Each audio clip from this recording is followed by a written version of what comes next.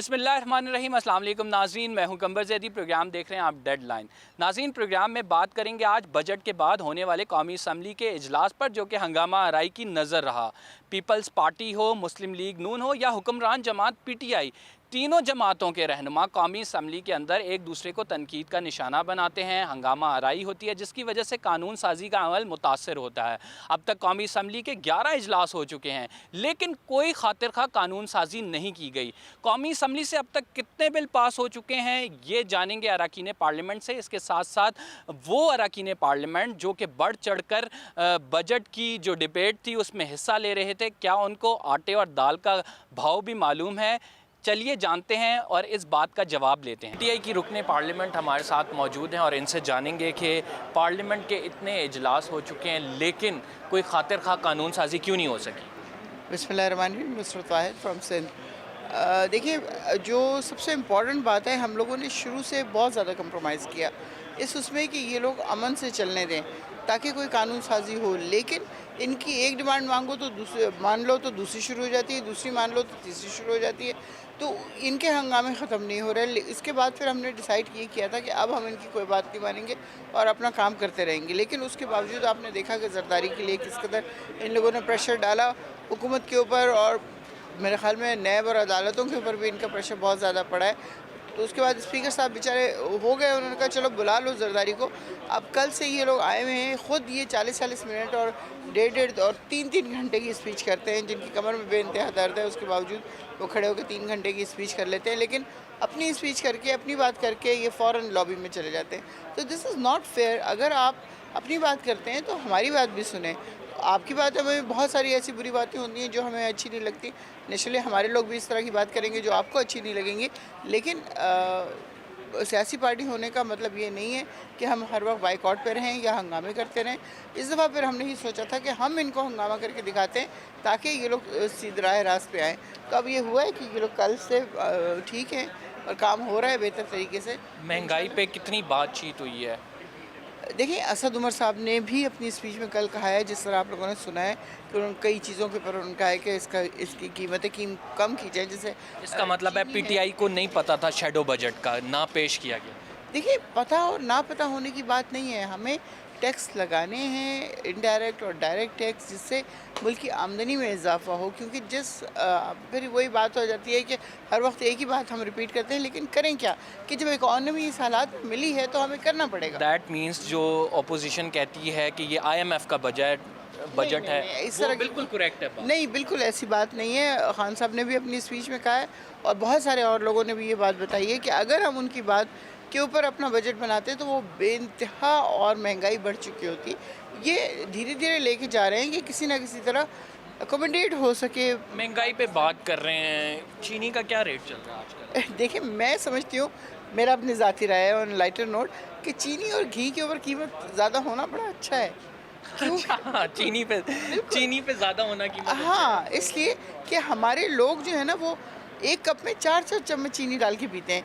इसका मतलब ये है कि आप अपने आप को ना सिर्फ ये कि शुगर लगा रहे हैं, बल्कि कैंसर की तरफ जा रहे हैं। इसी तरह ख़त्म कर देनी चाहिए चीनी बहुत हद तक। आपको पता है, जो पढ़े लिखे ममालिक हैं ज़्यादा, उनमें इसको बहुत रेशो कम हो गई है मीठे की और स्पेशली चीनी। तो यू आर कन्विंस्ड कि इसे हम ख़त्म इस तरह कर सकते हैं कि नाजरीन इस पर टैक्स ज़्यादा बढ़ा दें, महंगी कर दें, ताकि लोग इस्तेमाल कम खाएं, 3-4 के बजाय 2 चम्मच डाल लें अपनी चाय में। आपको पता है ना, ये लोग चाय पीते ही कहते हैं हम पीते ही इसलिए कि वो मीठी होती है। रेट तो बता देना क्या चल रहा है 1 किलो चीनी? मेरे ख्याल 30 रुपये 30% बढ़ा है शायद।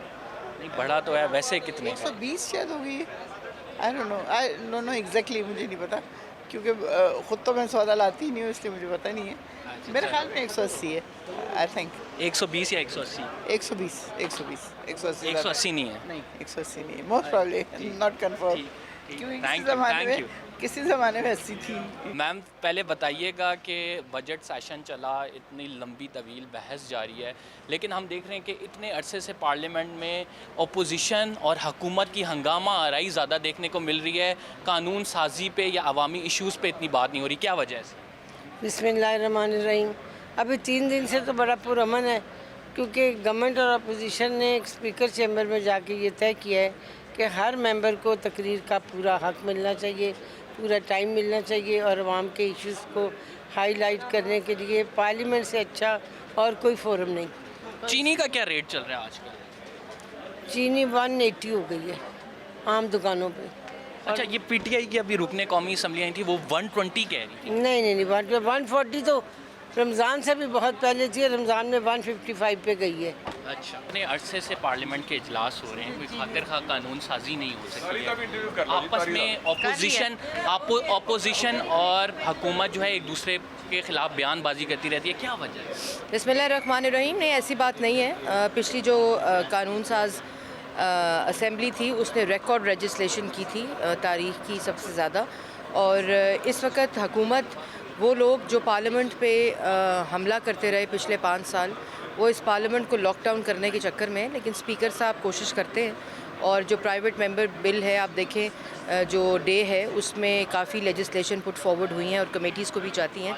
लेकिन जब वज़ीर आज़म कोशिश करेंगे पार्लियामान को डिक्टेट करने की तो नतीजा यही आएगा। मुझे ये आखिरी सवाल का जवाब दे दें कि इस माहौल को किस तरह से बेहतर बनाया जा सकता है, और क्या महंगाई पे उतनी बात हुई है जितनी इस माहौल को सिर्फ उस तरह बेहतर बनाया जा सकता है अगर इमरान साहब का रवैया तब्दील होने की बात है। इमरान साहब अभी भी ज़हनी तौर पर कंटेनर पर खड़े हैं, और कंटेनर की गुफ्तगू और कंटेनर पर रहने से वज़ीर आज़म की कुर्सी के जो फ़राइज़ हैं वो सर अंजाम नहीं दिए जा सकते। महंगाई पर बिल्कुल बात हुई है।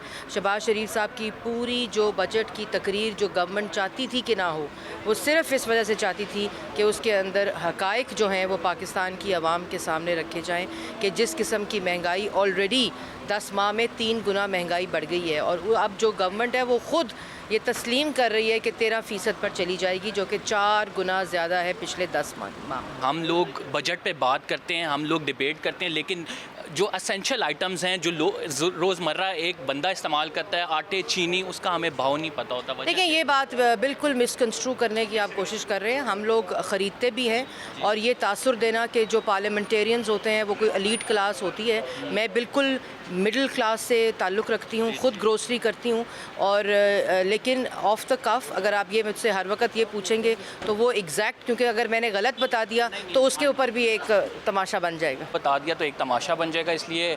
लेकिन मैं घर की ग्रॉसरी खुद ख़रीदती हूँ, रेट नहीं मालूम। रुकने कौमी असम्बली फ़ारूक हबीब साहब हमारे साथ मौजूद हैं, और इनसे जानेंगे कि असद उमर ने तहफ़्फ़ुज़ात का इजहार किया है, ख़ुसूसन जो चीनी की कीमत बढ़ाई गई है।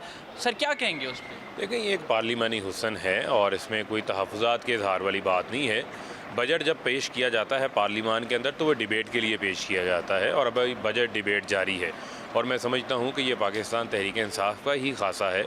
अगर हमारे किसी रुकन को, मोअज़्ज़िज़ रुकन को बजट के हवाले से तजावीज़ देनी है तो वो अपनी तजावीज़ देते हैं। अभी जो है वो उसको फाइनेंस मिनिस्ट्री देखेगी, वो तजावीज़ काबिल अमल हैं, काबिल गौर हैं, उन पर अमल करेंगे। इसी तरीके से हम तो अपोजिशन को भी कहते हैं कि आप बजाय बेजा तनकीद करने के, झूठे दावे करने के, अपनी जो झूठी परफॉर्मेंस है उसका बार बार प्रचार करने के बजाय बजट के हवाले से तजावीज़ दें। जो आप मुस्बत तजावीज़ दे सकते हैं उनको हम इनकॉर्पोरेट भी करेंगे। तो मैं समझता हूँ ऐसी कोई बात नहीं है, और यकीनन असद उमर साहब मईशत को भी बहुत अच्छी तरह से समझते हैं, और साहब वज़ीर ख़जाना भी रह चुके हैं।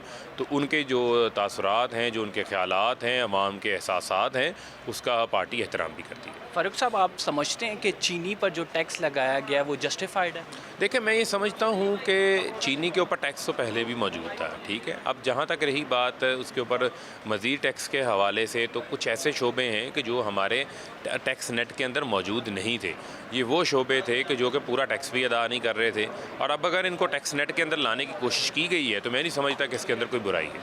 अच्छा, इससे जो एक तासुर है, जो अपोजिशन पार्टीज़ बार बार ये कह भी रही हैं कि ये बजट जो है IMF का बजट है, इसमें PTI की कोई मुशावरत नहीं शामिल, कोई उसका टीम वर्क नहीं शामिल, इसको तकवीत मिलती है, क्या आप नहीं समझते? देखें, ये एक आप ही की पार्टी से इसके खिलाफ आवाज़ होती है। देखें, ये एक अपोजिशन का प्रोपेगेंडा है। मुझे ये बताएं, 7 बार पीपल्स पार्टी IMF के पास जा चुकी है, 3 बार जो है वो मुस्लिम लीग नून IMF के पास जा चुकी है। ये IMF के पास धकेलने वाले हमें कौन हैं? यही 2 जमातें हैं। इन्होंने अगर मुल्क की एक्सपोर्ट्स को बढ़ाया होता, मुल्क के अंदर ऐसे हालात साजगार पैदा किए होते कि यहाँ पर आज फॉरेन डायरेक्ट इन्वेस्टमेंट आई होती, तो हमें IMF के पास ना जाना पड़ता। हम तो इस वक्त जो मुल्क में लगी आग है वो बुझा रहे हैं, हम तो अभी फायर फाइटिंग कर रहे हैं। अभी तो जो हमारी अपनी तरजीहात हैं, जो हमारी अपनी पॉलिसीज़ हैं, उनके नताए जाना बाकी हैं। बसूरत है कि आज मुल्क के अंदर अय्याशी बंद हो गई है। आज का जो मुल्क का वज़ीर आज़म है वो ना तो 1100 कनाल के घर में रह रहा है, वो अपने घर में रह रहा है, उसका कोई कैंप ऑफिस नहीं है। उसने वज़ीर आज़म हाउस का जो ख़र्चा 1 अरब 14 करोड़ से कम करके 75 करोड़ के ऊपर ले आया है। तो मैं समझता हूँ कि इन वो तमाम वो ऐसी चीज़ें हैं जिस सुनहरी दौर का ये बात करते हैं, उस सुनहरी दौर में इनकी अय्याशियाँ लगी हुई थी, जिसके अंदर 28 करोड़ का बैरून मुल्क ये इलाज करवाते हैं, 80 करोड़ की रायमंड की दीवार बनाते हैं, अरबों रुपए की सड़कें बनाते हैं, 5-5 कैंप ऑफिस यूज़ करते हैं, 777 बोइंग जहाज़ इनके बच्चे रक्षों की तरह इस्तेमाल करते रहे हैं। तो वो सुनहरी दौर इनके ख़ानदान के लिए था, आवाम के लिए तो नहीं था। आप फाइनेंस की बातें कर रहे हैं, बजट पे भी डिटेल बहस हुई, बजट आ भी चुका है, तो कुछ अपनी अंडरस्टैंडिंग और कुछ आवाम की अंडरस्टैंडिंग के लिए हम समझना चाहते हैं कि ये फिस्कल डेफिसिट क्या होता है। देखें, जो फ़िज़िकल डेफिसिट है ये तो हमारा अभी कम हो रहा है। आप देखें कि फ़िज़िकल डेफिसिट हमारा 19 बिलियन डॉलर से कम होकर हमारा जो फ़िज़िकल डेफिसिट जो है हमारा, वो आपको देखिए सुन लें, जो फ़िज़िकल डेफिसिट है हमारा, ये एक इम्पॉर्टेंट चीज़ है लोगों के समझने के लिए। जो बजटरी खसारा है हमारा, जिसके अंदर जो हुकूमत की आमदन है और जो अखराजात हैं उसका जो डिफरेंस है वो हमारा फ़िज़िकल डेफिसिट है। डेफिनेटली हमारा जो टारगेट है वो 5500 अरब रुपया है, जिसमें से 50% आपने NFC की मद में सूबों को देना है। इसी तरीके से फिर आपने जो है वो आपके दफ़ाई अखराजात हैं, इसी तरीके से फिर आपके सरकारी मुलाजमीन की जो हैं वो तनख्वाहें भी जानी हैं, इसी तरीके से आपका डेवलपमेंटरी बजट भी है। उसको फाइनेंस करने के लिए आपको फिर जो है वो कर्जे भी लेने पड़ते हैं, उसको फाइनेंस करने के लिए फिर आपको जो है बहुत करनी पड़ती है। खूब अंदाज में आपने आवाम को बताया ये, और इससे आवाम को अंदाज़ा हुआ कि जो हमारे अरकान पार्लियामेंट हैं उनको चीज़ों का पता है। एक और चीज़ जो पे आवाम के सामने भी मसला है, जिस पे बहुत बहस भी होती रही, अभी भी हम गुफ्तगू कर रहे थे, चीनी का क्या रेट चल रहा है 1 किलो आज? देखें, बात यह है कि जो चीनी के रेट की जो सबसे अहम चीज़ है, आप रेट की बात करते हैं, आप ये बात क्यों नहीं करते कि जब हमारा जो किसान है, जो कि हमारी मैशियत का 68% काश्तकार से, एग्रीकल्चर से रिलेटेड हैं, मुझे आप ये बताएं कि उनको पिछले साल गन्ने की कीमत कितनी मिली थी? गन्ने की सरकारी कीमत 180 रुपये मन थी, उनको 120 रुपये 100 रुपये मिले, वो भी उनको 6 महीने के उधार के ऊपर उड़ा के जो है पैसे अदा किए गए। आज इस हुकूमत के अंदर जो गन्ने की सरकारी कीमत 180 रुपये थी, लेकिन उसके बावजूद 180 रुपये पूरी कीमत भी मिली, गन्ना जो है उसके बावजूद 280 रुपये फ़ी मन जो है वो मिल ऑनर ने ख़रीदा है। जब उसकी कॉस्ट ऑफ डूइंग बिज़नेस बढ़ेगी तो ये मार्केट का असूल है, चीनी का रेट भी बढ़ेगा। वैसे क्या है चीनी का? देखें, चीनी का रेट जो है वो मेरे मुताबिक जो होना चाहिए वो 65-66 रुपये के किलो होना चाहिए। अगर उससे ज़्यादा को ग्राम, जो हुकूमत ने रेट एक्स मिल रेट मुकर्रर किया हुआ है वो 60 रुपये है, जो गवर्नमेंट ने मुकर्रर 75 रुपये चीनी, जो 75 रुपये बेच रहा है, फिर ग्राम फरोशी कर रहे हैं, उनके खिलाफ जो है वो कार्रवाई होगी। अगर मिल वालों की सुने तो वो सुनाते हैं जनाब हमारे ऊपर हर महीने जो है वो 1% जो हमारा स्टॉक है उसके ऊपर जो है वो हमें लोन और इंटरेस्ट भी अदा करना पड़ता है। उनकी बातें भी अपनी जगह पे मौजूद है, लेकिन 75 रुपये किलो किसी चीज़ सूरज चीनी हम नहीं बिकने देंगे, इसको वापस लेकर आएंगे। Thank you very much. Farooq Habib साहब हमारे साथ मौजूद थे। एक छोटा सा ब्रेक लेते हैं और इसके बाद जब आएंगे तो कुछ मज़ीद पार्लियामेंटेरियन से बात करेंगे।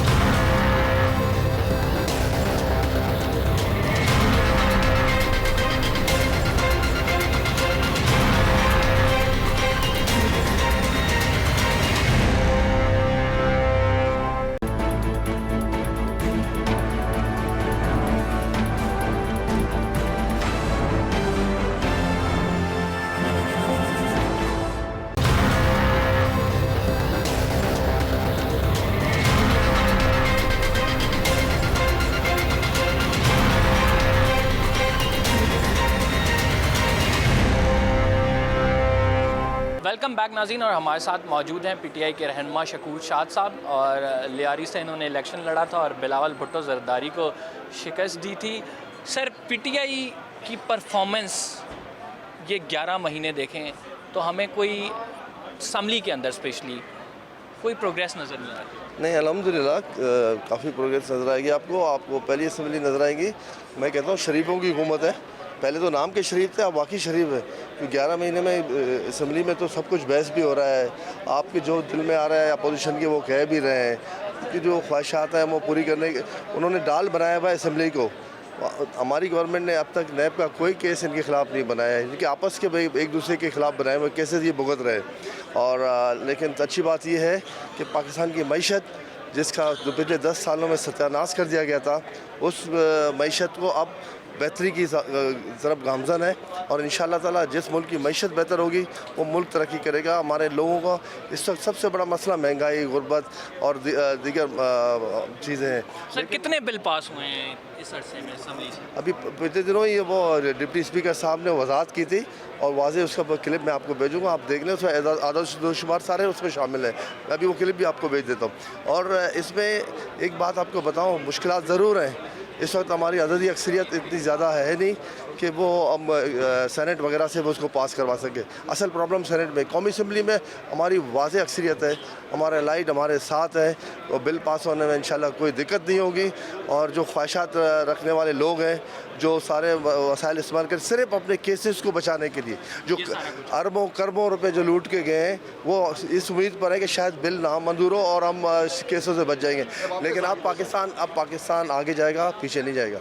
Thank you very much. हमारे साथ शकूर शाद साहब मौजूद थे और वो गुफ्तगू कर रहे थे कि ओपोजिशन की जानिब से जो हंगामा आराई की जा रही है वो इस वजह से की जा रही है क्योंकि इन्होंने अपनी करप्शन बचानी है और ये अपने केसेस से तवज्जो हटाने की कोशिश कर रहे हैं। और इसी हवाले से चीफ़ जस्टिस ऑफ पाकिस्तान ने इंपॉर्टेंट रिमार्क्स दिए। चीफ़ जस्टिस ऑफ पाकिस्तान का कहना था कि जब हम देखते हैं असम्बली से कैसी खबरें आ रही हैं तो ये बहुत डिप्रेसिंग है हमारे लिए। सिर्फ अदलिया का एक इदारा ऐसा है जहाँ से मुस्बत खबरें आ रही हैं, बाकी तमाम जगह से अनफॉर्चुनेटली मुल्क में अच्छी खबरें नहीं आ रही। ये बहुत बड़ी स्टेटमेंट है, इस पर भी बात करेंगे कुछ मज़ीद अरकान असम्बली से। हम अब चीमा साहब से गुफ्तगू करेंगे। मुस्लिम लीग नून के जो हैं रुकन कौमी असम्बली हैं, गुजरांवाला से इनका ताल्लुक़ है। और welcome to the show Cheema साहब, कैसे हैं आप? जी बिल्कुल ठीक ठाक। बजट पे बड़ी धुएंधार बड़ी डिबेट भी हुई, हमने देखा लोगों ने कमेंट्स भी किए, अरकान असम्बली आपस में जो है खूब उन जुमलाबाजी भी हुई आप कह सकते हैं। लेकिन हम ये सारे सिनेरियो में देख रहे हैं कि जो अवामी मसले हैं, जो अवाम की बात होती है वो नज़र हो जाती है प्रोडक्शन ऑर्डर्स की बात के, जब उस पर हावी हो जाते हैं प्रोडक्शन ऑर्डर्स उस पर जो है ज़्यादा फोकियत रखते हैं बजाय कि असम्बली में अवामी मसले डिस्कस हों। क्या वजह है इसकी? नहीं देखिए, वो हावी नहीं हुए, वो तो हम समझते थे कि जो अवाम के मुंतखब नुमाइंदे हैं उनका ये हक़ है कि उनको आकर अपने हलके के अवाम की नुमाइंदगी का हक़ मिले इस ऐवान में, इसीलिए उनको मुंतखब किया गया है। और उनको इस हक़ से महरूम करना किसी लिहाज से भी मुनासिब नहीं। ये हम आवाज़ उठाते रहे, भरपूर तरीके से आवाज़ उठाते रहे, लेकिन हमने इसके बावजूद कोई ऐवान की कार्रवाई का ना बाइकआउट किया। ऐवान की कार्रवाई चलती रही और वहाँ हमने अवामी मसले इस अंदाज से उठाए हैं। आपने देखा है कि लीडर ऑफ़ द अपोजिशन ने किस तरह एक मुफस्सल और मुदल्लल तरीके से सारे अवामी मसाइल जो हैं उनको हाईलाइट किया है। और हम तो मुसलसल बता रहे हैं कि देखें, ये इनकी जो 10 महीने की पॉलिसीज़ हैं जिनकी वजह से अवाम का जीना दोबर हो गया है, ये बजट जो है ये बिल्कुल उसी का एक तसलसल है। और ये देख लें कि इमरान खान साहब हमेशा कहते हैं कि इनडायरेक्ट टैक्सेस नहीं लगने चाहिए क्योंकि इसका बोझ आम आदमी पड़ता है। इन्होंने 70% इनडायरेक्ट टैक्सेस लगाए हैं, अंदाज़ा कर लें। और अवाम का जीना तो पहले ही दोबर हो गया है, लेकिन ये है कि ये अब नए टैक्सेस से पता नहीं ये क्या करना चाहती हैं अवाम के साथ। अवाम का जीना मुश्किल हो गया है और इनडायरेक्ट टैक्सेस में इन्होंने 39% का इजाफा किया है। सर, आप डायरेक्ट इनडायरेक्ट टैक्सेस की बात कर रहे हैं, ये अवाम को बड़ी मुश्किल से चीज़ें समझ आती हैं, हम तो समझ लेते हैं। तो क्या फ़र्क है डायरेक्ट और इनडायरेक्ट टैक्सेस? देखें, इनडायरेक्ट टैक्सेस वो हैं जो कि जिसका तकरीबन हर आदमी पे फ़र्क पड़ता है। आप बाहर से कोई चीज़ लेते हैं, मोबाइल इस्तेमाल करते हैं, उस पर जो हुकूमत ड्यूटी लेती है, जो टैक्स लेती है हर चीज़ के ऊपर, जबकि डायरेक्ट टैक्सेस जो हैं उसका आम आदमी पे फ़र्क नहीं पड़ता। ये ऊपर मैन्युफैक्चरर पे फ़र्क पड़ता है, उसको फ़र्क पड़ेगा, लेकिन आम आदमी, आम सारिफ जो उस पर उसको असर नहीं होगा। तो इस लिहाज से ये सही है कि इनडायरेक्ट टैक्सेस जो हैं वो कम से कम होने चाहिए ताकि आम आदमी जो मुतासर ना हो। लेकिन ये देखें, यहाँ तो हालत ये है कि ये नहीं, आवाम का तो आपको पता है, आपने कहा कि आम आदमी को समझ नहीं आता। आम आदमी को ये तो समझ आ रहा है ना कि जब से ये आए हैं बिजली की कीमत कितनी बढ़ी है, गैस की कीमत कितनी बढ़ी है, पेट्रोल की कीमत किस तेज़ी से बढ़ रही है, डॉलर कहीं स्टेबल नहीं हो रहा, डॉलर की कीमत इस कदर बढ़ने से हर चीज़ महंगाई में इजाफा हो रहा है, हर चीज़ की कीमत बढ़ी है। 10 किलो आटे की क्या कीमत? अवाम का जीना दोबर हो गया है, अवाम का जीना दोबर हो गया है। इसीलिए हम यहाँ पे खड़े प्रोग्राम कर रहे हैं ताकि आप लोगों से गुफ्तगू करें, आप लोगों को बताएं कि अवामी मसाइल क्या हैं और आप फिर जाके पार्लियामेंट में उसी गुफ्तगू में शरीक हों और एक प्रोसेस हो कानून साजी का। सर, बड़ा ज़रूरी है, आवाम जानना चाहती है कि हमारे अरकान पार्लियामेंट को जो आम ज़रूरत की अशिया हैं उनके रेट्स पता हैं या नहीं। तो 10 किलो आटे का क्या रेट? मैं आपको बताता हूँ, देखें, गवर्नमेंट ने जो मुकर्रर किया था 1300 रुपये पर 40 किलो गंदम की कीमत, और आटे की कीमत जो है वो आप तकरीबन कोई 1600-1700 रुपये थी 40 किलोग्राम की। अब ये है कि अब 1300 रुपये फ़ी मन जो है वो गंदम नहीं मिल रही, अवेलेबल नहीं है। इनकी गलत पॉलिसियों की वजह से अब वो कीमत जो है वो अब यानी 1600 तक पहुंच गई है गंदम की कीमत, और उसी लिहाज से आटे की कीमत जो है उसमें भी आप 300-400 रुपये फ़ी मन के हिसाब से इजाफा हुआ है। ठीक हो गया।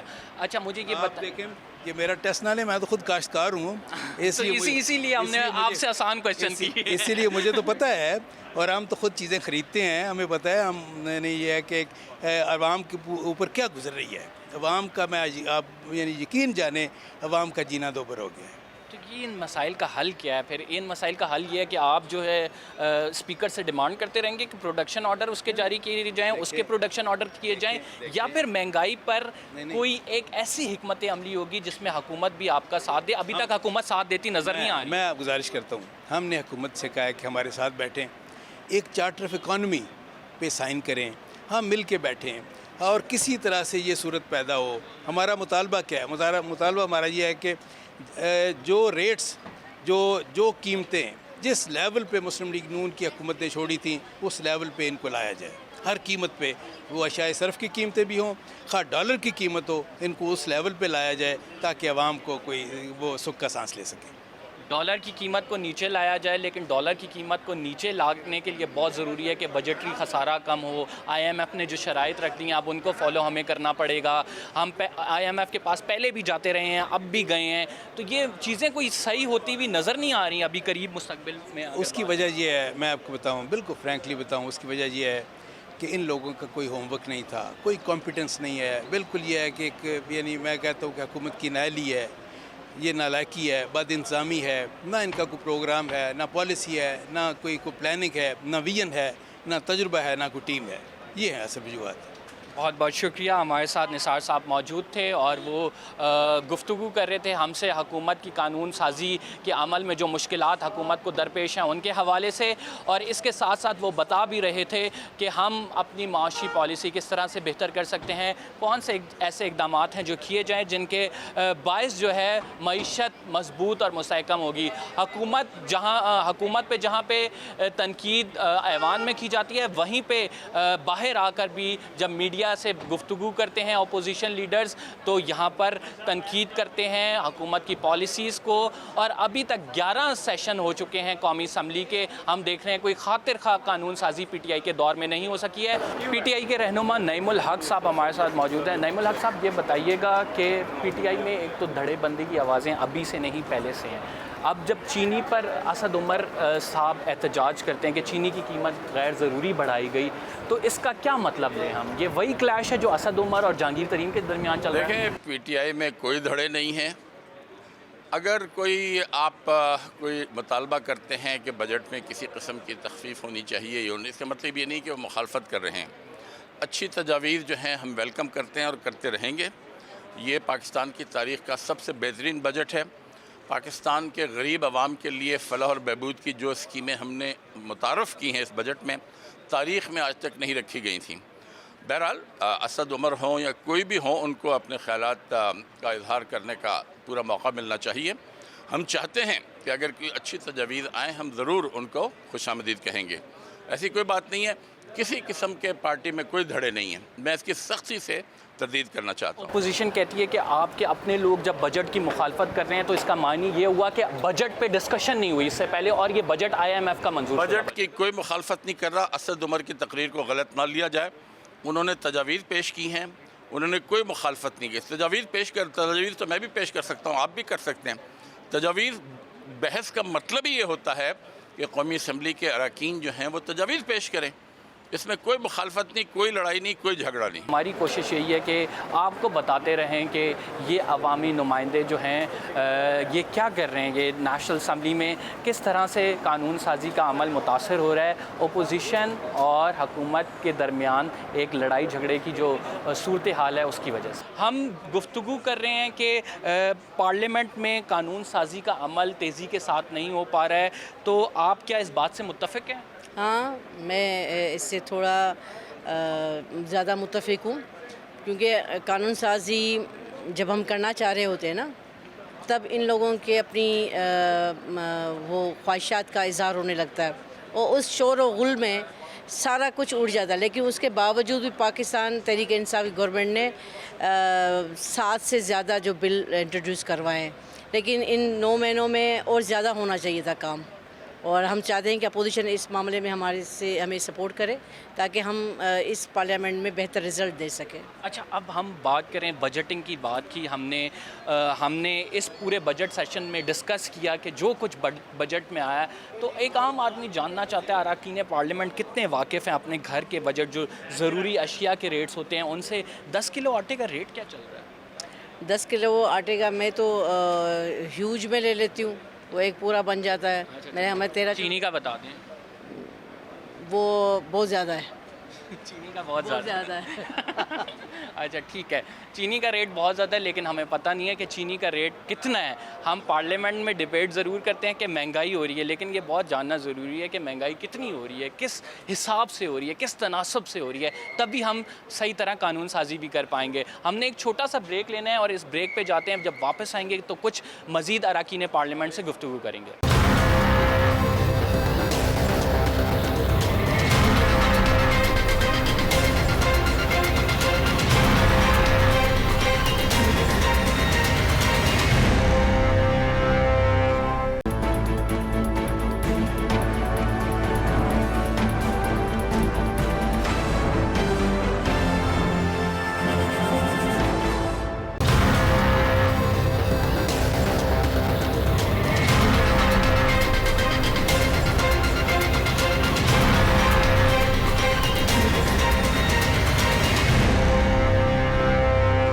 वेलकम बैक नाज़रीन, और JUIF के रहनुमा मुफ्ती अब्दुल शकूर साहब हमारे साथ मौजूद हैं। इनसे जानेंगे, मौलाना फजलुर रहमान ने ऐलान किया था कि ईद के बाद वो हुकूमत के ख़िलाफ़ प्रोटेस्ट करेंगे। ईद भी गुजर गई, अब तो बल्कि ईद गुजरने के बाद भी काफ़ी दिन गुजर गए हैं, लेकिन मौलाना साहब का प्रोटेस्ट किधर गया? बिस्मिल्लाह, शुक्रिया।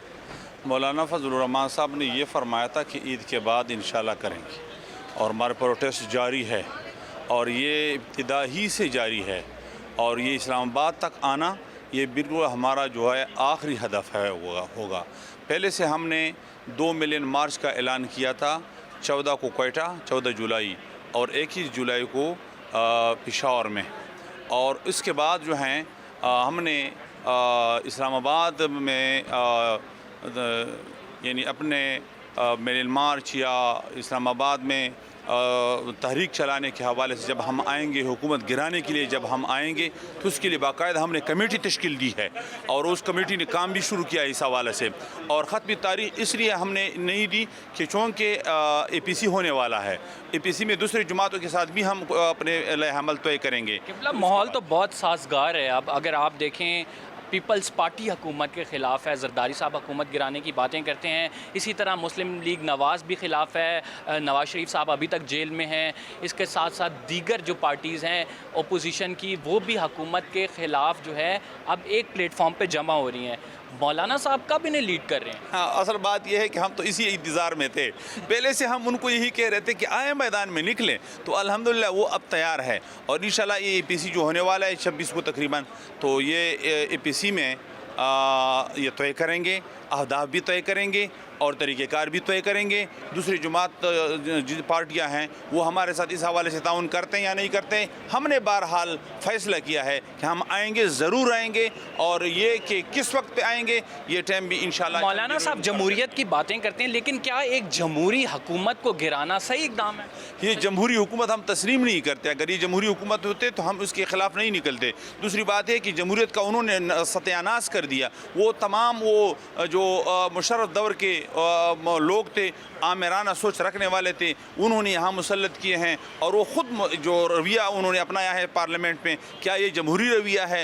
हिज़्ब इख्तिलाफ को दीवार के साथ लगाते हैं, कौम को के साथ जो बड़ा जुल्म किया, जो टैक्स का निज़ाम जो उन्हें 7 खरब तक टैक्स लगाए अब, और इस हवाले से जो हैं ये पैसे का कदर पाकिस्तानी पैसे का रुपये का कदर कहाँ तक है और डॉलर कहाँ तक पहुँच गया है।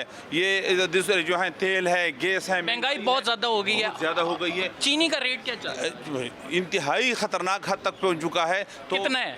72 से ऊपर है।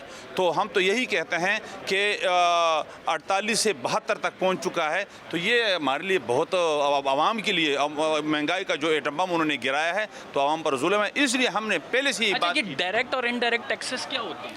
डायरेक्ट और इनडायरेक्ट टैक्स में तो बहुत आसान मसला है। डायरेक्ट एक सनअतकार है, वो डायरेक्ट टैक्स अदा करता है, और एक सारिफ है जैसा मैं हूँ, कपड़े लेता हूँ, ये मैं इनडायरेक्ट टैक्स लेता हूँ। आप इम्तिहान मुझसे न लें, मैंने इकनॉमिक्स पढ़ा है अल्हम्दुलिल्लाह।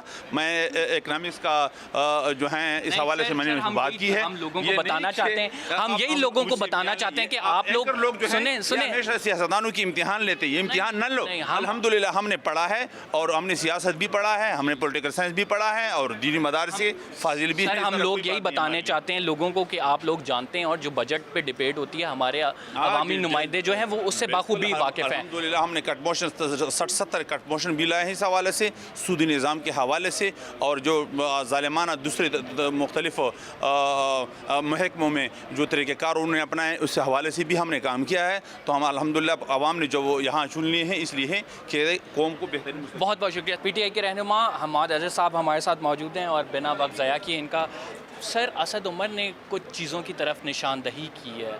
तो ये इशारा वो जो कोल्ड वॉर एक चल रही है जिसका अपोजिशन भी जिक्र कर रही है बिटवीन असद उमर एंड जहांगीर तरीन, उस तरफ तो नहीं? बिल्कुल ऐसे नहीं है। उन्होंने बहुत अच्छी तजावीज़ दी हैं। ख़ुसूसी तौर पे मुझे उनकी वो तजवीज़ बहुत अच्छी लगी जो उन्होंने भट्टा के ऊपर दी, ईंटों के भट्टों के ऊपर, कि जहाँ पे हम उनको टैक्स की सहूलत दे रहे हैं भट्टों को, वहाँ पे हमें जो भट्टों पे मज़दूर काम करते हैं उनकी जो हकूक़ हैं उनको भी करना चाहिए, इंश्योर करना चाहिए। ये बहुत अच्छी तजवीज़ है, और मैं समझता हूँ उनकी तकरीर भी बहुत अच्छी थी। उन्होंने बहुत कोजेंट तजावीज़ दी हैं, और हम उनकी तमाम तजावीज़ को कंसिडर कर रहे हैं। चीनी के हवाले से पर्टिकुलरली जो इशू है, आप समझते हैं असद उमर की बात में वज़न है? देखें, ये बात हमने 11% से उसको 17% पे लेके गए हैं, और अगर 100% टैक्स कंप्लायंस होए तो 3 रुपये के करीब किलो के पीछे चीनी का रेट बढ़ता है। ये हमारे इल्म में है, तो हम इस चीज़ को देख रहे हैं। लेकिन ये फ़िलहाल हमारा एक क्रॉस सेक्टर जो है हमने होमोजेनाइज़ किया है सेल्स टैक्स को, उसका हिस्सा है। इस तरह जो वेजिटेबल जो घी के ऊपर उन्होंने बात की उस पर मैं मुत्तफ़िक नहीं हूँ, क्योंकि घी पे पहले 16% सेल्स टैक्स लगा हुआ था और 1 रुपये किलो फ़िक्स्ड लगा हुआ था सेल्स टैक्स। हमने उसको 16 से 17 रुपये किया है, 1 रुपये किलो को ख़त्म किया है, और इनपुट और आउटपुट भी अलाउ कर दिया, तो उससे घी की कीमत में कोई फ़र्क नहीं आएगा। तो कुछ उनकी तजावीज़ बहुत अच्छी थी जिनको हम कंसिडर कर रहे हैं। घी की कीमत पे उनसे मुत्तफ़िक हैं, लेकिन चीनी के हवाले नहीं है। चीनी के हवाले से चीनी में हम ये खुद समझते हैं कि क्योंकि हम 11% से 17% पे लेके गए हैं, तो उससे हमारा 3 रुपये किलो जो है, अगर 100% टैक्स कंप्लायंस हो तो 3 रुपये केजी चीनी जो है वो महंगी होएगी। ये मिनिस्ट्री ऑफ हेल्थ की तरफ से हमें इसकी रिकमेंडेशन आई थी, और अभी तक तो हम समझते हैं कि ये हमारा फ़ैसला ठीक है। ये इम्कान है कि फ़ैसला वापस लिया जा सकता है? फ़िलहाल तो कोई इम्कान नहीं, लेकिन उनकी कुछ और तजावीज़, जैसे मैंने कहा भट्टा के ऊपर थी उनकी तजावीज़, और GIDC के ऊपर थी, उनको हम संजीदगी से देख रहे हैं। सर, एक तासुर ये भी है कि ये बजट जो है IMF का बजट है, और इस बजट से पहले आपकी अपनी पार्टी में पूरी तरह डिस्कशन नहीं हुई, सब लोगों का कंसेंसस नहीं है। ये किस हद तक दुरुस्त है? बिल्कुल ऐसी बात नहीं है। काबीना में ये तफसील से डिस्कस हुआ है बजट, पार्लियामेंट्री पार्टी को भी हमने अपनी कॉन्फिडेंस में लिया, और आपने देखा कि इस वक्त हमारी जो पार्लियामेंट्री पार्टी, और ओवरऑल ये बजट वेल रिसीव हुआ है। मैं समझता हूँ कि मीडिया में भी, पार्लियामेंट में भी, तो इसको अच्छी पज़ेराई मिली है कि इस मुश्किल हालात में एक अच्छा बजट आया है जहाँ पे किफ़ायत शारी इख्तियार की गई। और बड़ा वैलिड इन्होंने जो है क्वेश्चन उठाया कि अवामी नुमाइंदों का ही एहतसाब क्यों होता है, बाकी लोगों का एहतसाब क्यों नहीं होता। लेकिन हम देख रहे हैं कि हमारे मुल्क में अब जो है एहतसाब का अमल अक्रॉस द बोर्ड होना शुरू हो गया है। कुछ मज़ीद नुमाइंदों से बात करेंगे, और PTI की तरफ से जो होंगे उनसे जानेंगे कि PTI की जानिब से कानून साजी में इतना डिले क्यों हो रहा है, और दूसरा बजट के हवाले से क्या ये IMF का बजट है जो प्रेजेंट किया गया है, क्योंकि PTI के अपने अंदर से इस बजट के ख़िलाफ़ आवाज़ें उठना शुरू हो। हमारे साथ मौजूद हैं आलमगीर खान साहब और इनका ताल्लुक़ PTI से है। हुक्मरान जमात में होने के नाते इनसे पूछेंगे कि सर आपकी अपनी जमात से आवाज़ें, असद उमर की बात कर रहा हूँ मैं, उठ रही हैं कि यार चीनी जो है ज़्यादा महंगी हो गई है, गैस बिजली पे ज़्यादा रेट बढ़ाया गया है। अब असद उमर एक तजर्बाकार जो हैं सियासतदान भी हैं, इसके साथ साथ मौशी एक्सपर्ट भी हैं और आपकी ही हुकूमत के वज़ीर ख़जाना भी रहे हैं। उनकी जानिब से जब ये आवाज़ें उठती हैं तो वो जो शक व शुबात है कि ये IMF का बजट है, उन्हें तक़वियत मिलती है। आप समझते हैं? देखें, एक तो ये बड़ा खुशाइन है, हम इसको वेलकम करते हैं, बड़ा पॉजिटिव अमल है कि विद इन पार्टी या जो हमारी पार्लिमानी पार्टी है, अगर कोई चीज़ ऐसी है कि तनकीद बराए इस्लाह हो, कोई चीज़ ऐसी है जो मज़ीद बेहतर हो सके, तो क्यों ना जो है उस पर पार्लियामेंट का फ्लोर यूज़ किया जाए, क्यों ना किया जाए। ये कोई फैमिली सिस्टम तो है नहीं, कोई बादशाहत तो है नहीं कि आप किसी के ख़िलाफ़ बोल नहीं सकते। और यहाँ किसी शख्सियत पे नहीं, पॉलिसी पे बात हो रही है जिससे गरीब तबके का, पाकिस्तान की आवाम का फ़ायदा होना है। याद रहे असद उमर एक MNA के साथ साथ फ़ाइनेंस कमेटी के चेयरमैन भी हैं, जो स्टैंडिंग कमेटी है, तो ये उनका हक, और स्टैंडिंग कमेटी का काम ही ये है कि वो अपनी रिकमेंडेशन दें। Sir that means doctor Hafeez ने जो बजट प्रेजेंट किया उसमें लैकुनाज है। देखिए, अगर तो कोई इसको पॉइंट आउट करे तो ये इस वक्त जो सेशन चल रहा है ये है ये कि बजट पहले टेबल होता है, उसके बाद बहस मुबहस होती है, आखिर में वोटिंग होती है। तो ये जो अभी बहस मुबहस का टाइम है, तो ये है इसीलिए कि जो भी इसमें कमी पेशी हो उसको दूर किया जाए और गरीब तबके पे, कमज़ोर तबके पे कम से कम बोझ डाला जाए। सर मुझे ये भी बताएं कि ये बजट जो चल रहा है, इस पर जो पोस्ट बजट डिबेट है वो तो जारी है, लेकिन हम ये देखते हैं कि उस डिबेट में जो अरकान कौमी असम्बली हैं वो उस तरह एक्टिवली पार्टिसिपेट नहीं करते, सिवाय एक दूसरे को तनकीद का निशाना बनाने के। वजह इसकी ये होती है कि बहुत सारी टर्मिनोलॉजीज़ और बजट थोड़ा सा कॉम्प्लिकेटेड होता है, तो हमारे अरकान कौमी असम्बली को पता नहीं होती। तो क्या हमारी नॉलेज में आप इजाफ़ा करेंगे, डायरेक्ट इनडायरेक्ट टैक्सेस में क्या फ़र्क है? देखिए, एक चीज़ तो ये समझ लें कि जो अरकान होते हैं, हर किसी के अपने हलके के मसाइल होते हैं। कोई माइक्रो लेवल की बात करता है, कोई मैक्रो लेवल की बात करता है। हर कोई अपने जो उसकी कॉन्स्टिट्यूंसी है उसकी हीट को देखते हुए, उसकी ग्राउंड रियलिटीज़ को देखते हुए यहाँ बात करता है। मैं पूरे कराची की बात करता हूँ। मैं हो सकता है अपने सिर्फ हलके की बात ना करूँ, तो इसलिए जो आप कह रहे स्टेटमेंट्स में फ़र्क आता है। रही बात डायरेक्ट इनडायरेक्ट की, तो आप कह रहे हैं फ़र्क क्या होता है? फ़र्क क्या होता है डायरेक्ट इनडायरेक्ट टैक्सेस में? क्या है आवाम के लिए यार सिंपली कि डायरेक्ट में आप इनकम टैक्स और दूसरी चीज़ों के ज़रिए जो है उसको बढ़ाकर डायरेक्ट उनसे टैक्स जनरेट कर सकते हैं। इनडायरेक्ट जैसे मोबाइल कार्ड का एक मोबाइल कार्ड पर जो टैक्स लगाते हैं सर्विसेज पे, यस, तो उसके ज़रिए इनडायरेक्ट टैक्सेस होते हैं। एक सिंपल सी मिसाल है। अच्छा सर, मुझे ये भी बताएं कि तकरीबन 11 इजलास हो चुके हैं और 75 से ज़्यादा सेशंस जो हैं कौमी असम्बली के बुलाए जा चुके हैं। PTI की ये ज़िम्मेदारी है कि आप लोगों ने यहाँ पे कानून बनाने हैं। अब हम देख रहे हैं ज़ैनब अलर्ट बिल, इसके अलावा जो दीगर बिल हैं टेबल होते हैं, लेकिन जो है वो प्रोसेस कंप्लीट नहीं होता, पास नहीं हो पाते। तो किस तरह चलता रहेगा ये? तो हुकूमत या अपोजिशन आपको हुकूमत नहीं करने देगी। देखिए, होता ये है कि बिल पेश होता है, उसके बाद सिंपल वोटिंग होती है। सिंपल वोटिंग में ये तय होता है कि क्या इसको स्टैंडिंग कमेटी में जाना चाहिए, नहीं जाना चाहिए। स्टैंडिंग कमेटी में जाता है, मज़ीद रिफ़ाइन होता है, दैन वो पास होता है, फिर जाता है सेनेट में। तो एक लंबा प्रोसीजर होता है कानून साजी का, और जो कि मेरे जैसा आदमी जो ये चाहता हो कि यार कोई ठीक काम है तो 3 दिन से ज़्यादा नहीं लगने चाहिए। तो यहाँ कुछ तरीक़ेकार ऐसा है कि उस पर जितना ज़्यादा इनपुट आए, जितना ज़्यादा उस पर जहन साजी हो उस अमल कानून साजी पे, तो एक प्रोसीजर है जो कि थोड़ा स्लो है।